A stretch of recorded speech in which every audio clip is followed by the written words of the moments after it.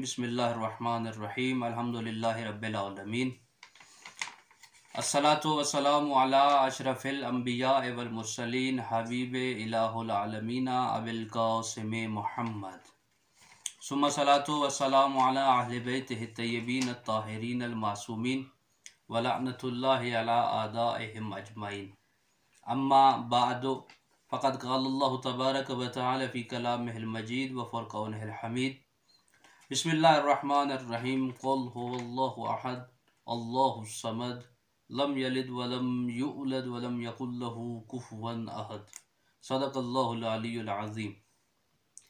सामीन मोहतरम, सबसे पहले आज की शब और कल आने वाले दिन की मुनासबत से मुख्तार आले मोहम्मद हज़रत मुख्तार सक़फ़ी की शहादत की मुनासबत से आप तमाम मोमिनीन, उलमाए किराम और बिलखसूस इमाम वक्त की खिदमत में ताज़ियत और तस्लियत पेश करता हूँ। करीम अल्लाह हमें फ़िक्र और सीरत हज़रत मुख्तार को समझने की तौफ़ीक़ इनायत फरमाए। सिलसिले गुफ्तगू कुरान फ़हमी के उन्वान से सूरे कुल का तर्जुमा तफसीरी करने की कोशिश की जा रही है।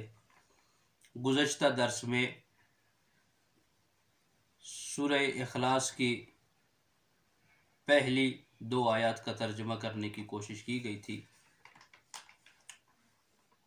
उसमें एक सवाल पेश आया कि पहली दोनों आयतों में अहदियत और समदियत के साथ लफ्ज़ अल्लाह है, यानी लफ्ज़ अल्लाह पहली आयत में भी आया, फिर दूसरी आयत में भी आया।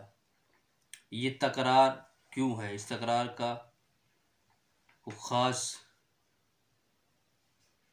मतलब को ख़ास नतीजा, तो ये तकरार अदबी कवायद को पूरा करने के लिए आया है ताकि दोनों अलग अलग मतलब आपको समझाए जाए। पहली आयत में लफ्ज़ अहद के साथ अल्लाह आया है और दूसरी आयत में समद जो कि मारफा है।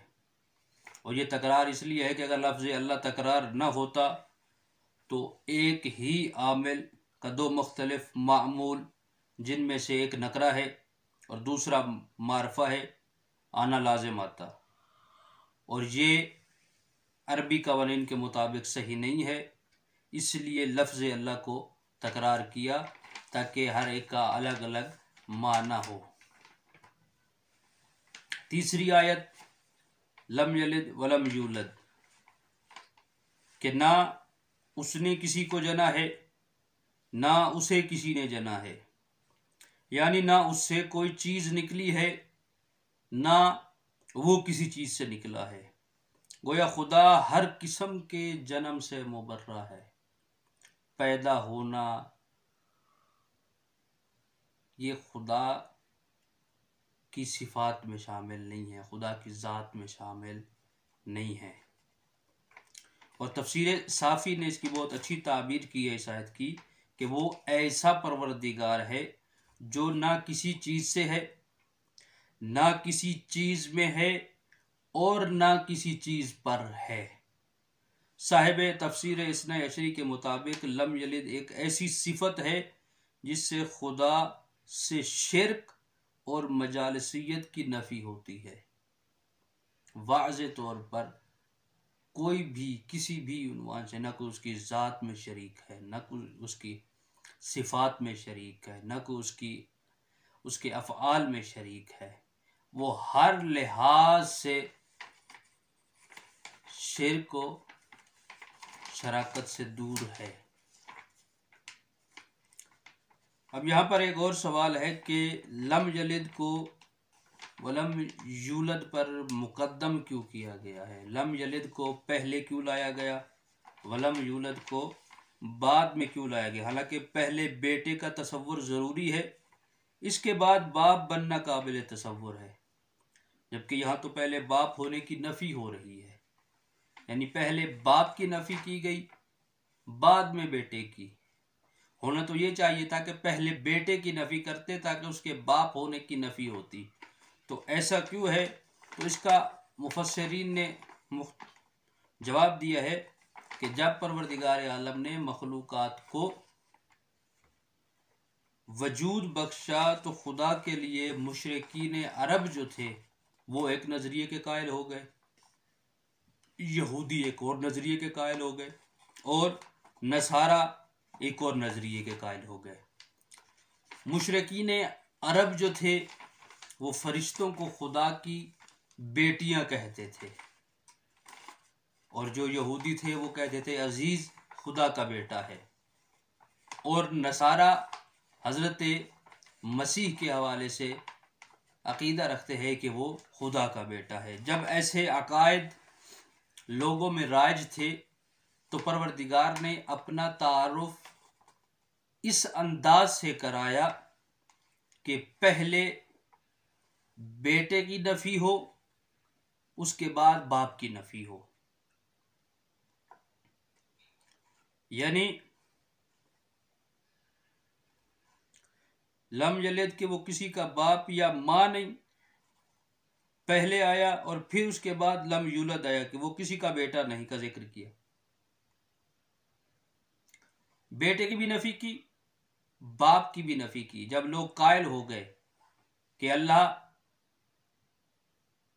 फरिश्ते जो हैं वो अल्लाह की बेटियां हैं, यानी अल्लाह उनका बाप है। इसी तरह यहूदियों ने हज़रत अजीज़ को अल्लाह का बेटा कहा, यानी अल्लाह बाप है।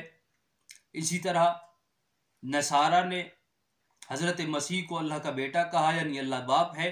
तो अल्लाह ने पहले बाप की नफ़ी की, फिर बेटों की नफ़ी की, ताकि मुशरिकीन ने मक्का के जहन में जो ये गलत नज़रिया और गलत अकीदा राइज हो गया है उसकी नफ़ी की जाए।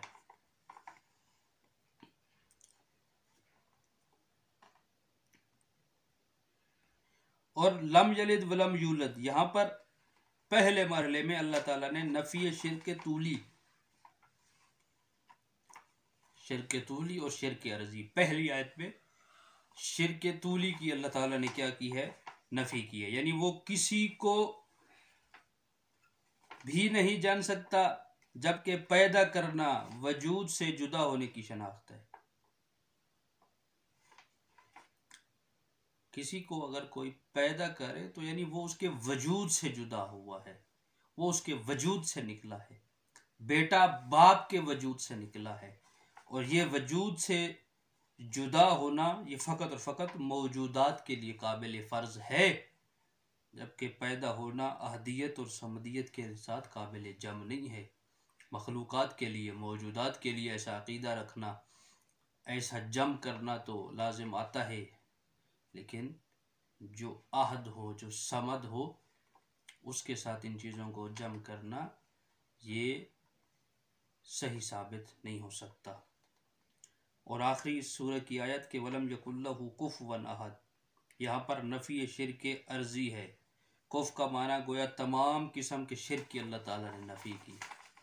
गोया के सूरह तौहीद के जो परवरदिगार आलम की सिफ़ात को बयान करने के लिए नाजिल हुई, अल्लाह ताला का तारुफ है कुरान मजीद में। पहली 2 आयात में अल्लाह ताला ने अपना तारुफ कराया, दूसरी आयत में अल्लाह के बारे में जो लोग मुख्तलिफ नज़रियात के कायल हो गए उनका जवाब भी दिया, और हर किस्म के शिर्क की नफ़ी की कि कोई भी उसका शरीक नहीं है।